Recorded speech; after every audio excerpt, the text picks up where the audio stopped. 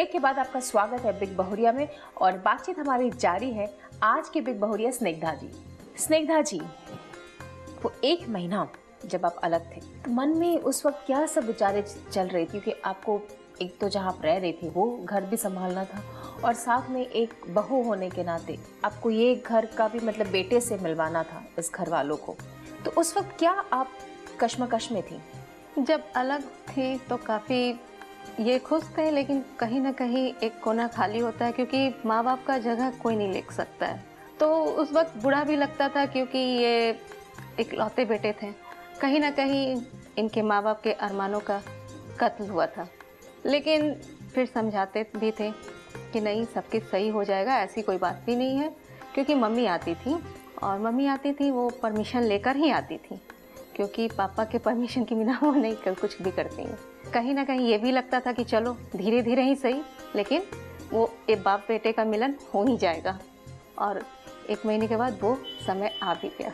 उस दौरान 1 महीने के दौरान आपके माँ बाप आपसे मिलने नहीं आते थे? नहीं, आपके माँ बाप ने अभी तक आपको एक्सेप्ट नहीं किया? नहीं एक्सेप्ट किए, लेकिन मुझे लगा कि नहीं, जब ये नहीं मिल रहे हैं तो शायद मुझे भी नहीं मिलना चाहिए, क्योंकि इनको भी तो लगता कि ये हम घर छोड़ सकते हैं, ये नहीं छोड़ सकती। ऐसा इन्होंने कभी मना नहीं किया, लेकिन मुझे लगा कि नहीं, थोड़ा सा दूरी अभी फ़िलहाल रहने ही देते हैं। जब एक्सेप्ट कर लेंगे इधर तब फिर दोनों का परिवार को फिर मिलना एक साथ ही अच्छा रहेगा। जब आप वापस 1 महीने के बाद आए, आपने कहा कि यहाँ घर वाले आपसे कम बातचीत करते हैं और वहाँ आप बहुत बात करती थी। तो बातचीत करने में ना कम्युनिकेशन आसान हो जाता है करना, लेकिन जब बातचीत ही कम हो तो फिर कैसे एक दूसरे की भावना एक दूसरे तक पहुँचाए, कैसे समझे एक दूसरे को? मेरी मम्मी भी बहुत कम बोलती हैं। वो जहाँ तक काम होता है बस उतना, उसके बाद वो चुप हो जाती हैं। मुझे थोड़ा लगता था, अटपटा था, क्योंकि मेरे घर वाले काफ़ी बोलते थे और मैं भी काफ़ी बोलती थी।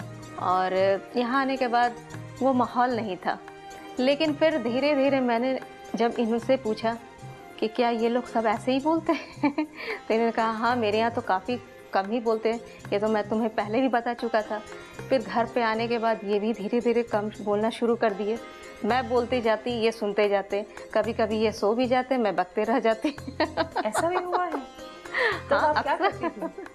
कुछ भी नहीं, बस हिलाकर उठिए उठिए जरा सुन लीजिए मेरी बातें फिर आप किससे बात करती? किसी से नहीं, बस काम किया, मम्मी से थोड़ी बहुत बातें की। और जब लव मैरिज होता है, खास करके जब लव बिल्कुल अरेंज ही ना हो, इस तरह की शादी हो अकेले में, तब आपको ज़्यादा प्रूव करना पड़ता है कि अरेंज मैरिज में जब हाँ 50% भी प्रूव करती तो आपको वाहवाही मिल जाती। हाँ, लेकिन यहाँ पर 100% देने के बाद भी आपको 100% नहीं कहा जाएगा। सही बात है। तो क्या ऐसा अनुभव नहीं हुआ आपको? नहीं, शुरू में तो थोड़ा डर भी लगता था। यहाँ तक कि मुझे वो पल याद है जब मैं पहली बार यहाँ एक रात रुकी थी, तो दूसरे दिन मम्मी ने कहा कुछ मीठा बना दो मॉर्निंग में। तो फिर मैंने कहा कि ठीक है, हलवा बना देती हूँ। हालांकि मैं हलवा अच्छा बनाती हूँ, लेकिन पता नहीं उस दिन अजीब सा, एक तो मम्मी ने दे दिया इतना सारा और मैं सारा डाल दी, और उसके बाद ऐसा बना कि कोई ने भी नहीं खाया वो पड़ा का पड़ा था मैंने भी नहीं खाया तो फिर दूर की बात है, किसी और के बारे में पूछना भी नहीं चाहिए जब आपने खुद ने नहीं खाया। चलिए फिर मिलते हैं स्निग्धा जी की सासू माँ से। रत्ना जी, दुनिया में सबसे बड़ा होता है माँ का दिल। जी हाँ, आज हमारे साथ बिग बहुरिया में जुड़ गई है स्निग्धा जी की सासू माँ रत्ना जी। रत्ना जी, आपकी बहू की कौन सी बातें आपको प्रभावित की उनको अपनाने में, उनको प्यार करने में, उनको समझने में? मैं उनकी बात को बहुत अच्छी तरह से समझी। उसके बाद मैं अपने ढंग से उनको करने के लिए कही। आपकी बहू की कौन कौन सी बातें आपको अच्छी लगी? उनको बहुत सी बात हमको अच्छी लगी, जैसे कि माँ जी खाना खा लीजिए, या कुछ उनको जो भी ज़रूरत है, मैं बाज़ार जाती हूँ तो पूछ लेती हूँ कि क्या चीज़ घट रहा है या क्या हो रहा है, तो ये सब ला के मैं देती हूँ। ये तो आप देती हैं, आप उनका ख्याल रखती हैं, क्या वो भी आपका ख्याल रखती हैं? हाँ, रखती है। माँ जी, आपका एक ही बेटा था, आप अपनी मर्जी से नहीं उनकी शादी करवा पाई। बेटे को प्यार हो गया, शादी करके घर ले आया, तो फिर कैसे लगा आपको?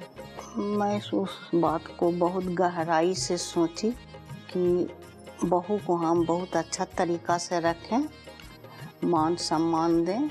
वो अपना मैके छोड़ के आई है, बेटी के तरह उनको मैं मानती हूँ। ये तो बहुत अच्छी बात है माँ जी। लेकिन वो 1 महीने के लिए जब वो बाहर थी, फिर कैसे आप अपने घर वालों को आपने राजी किया उनको वापस ले आने में? पहले मैं बहू के घर गई, रहती थी, तो गई तो हम बहुत बार 3-4 बार मैं गई, तो हमेशा मैं बोलती थी कि यहाँ आने के लिए, तो फिर वही बेटा फिर लेके आया। उस टाइम में मेरा आँख का ऑपरेशन था, तो फिर वो बेटा बोला कि खाना उना बनाएगी, कि ठीक है, तो फिर वो उसी दिन से रहने लगी। अच्छा, आपका आँख का ऑपरेशन हुआ तो हाँ। इसलिए फिर वो लोग वापस यहाँ आ गए आपका देखभाल करने हाँ, के लिए। अपने मन से खाना उना बेटा बोला कि बनाएगी। फिर कैसा लगा आपको कि बहुत अच्छा लगा। आपके पति, उनको तो पसंद नहीं था? पसंद था, उनका मन था कि जैसे कि लव मैरिज को अरेंज मैरिज में करें और सब लोग जैसे कि अच्छा ढंग से शादी हो, जैसे कि सब लोग को यह ना पता चले कि लव मैरिज या अरेंज मैरिज। तो उनको यह मन नहीं था कि नहीं करें, उनको यह मन था कि दोनों को मर्जी से होना चाहिए। तो फिर क्या वजह थी कि इनको जाकर के मंदिर में शादी करनी पड़ी? ये बात तो हम अंदर वाला बात नहीं कर सकते हैं, अब तो उनकी मैके की बात है। हालांकि एक आदमी कोई भेजे थे जैसे कि बारात के स्वागत बहुत अच्छा ढंग से कर दें और कुछ न चाहिए। कि आपने अपने घर से उनको पैगाम भेजा था कि अभी बारात का स्वागत अच्छे से कर देना? हाँ, बस अब कुछ न चाहिए। तो फिर वहाँ से क्या रिस्पॉन्स आया? कुछ रिस्पॉन्स नहीं है। बावजूद इसके आप अपनी बहू को इतने प्यार से अपनाई, उनको सब अपना तौर तरीका, सब परंपरा सब सिखा रही हैं और बहुत प्यार से आप उनको रखती हैं बेटी की तरह। ये तो कोई माँ ही कर सकती है। चलिए, अब वक्त हो चला है एक ब्रेक का, और ब्रेक के बाद इस बातचीत में हम शामिल करेंगे बेटा और बहू दोनों को, यानी कि राहुल जी और स्नेहा जी को।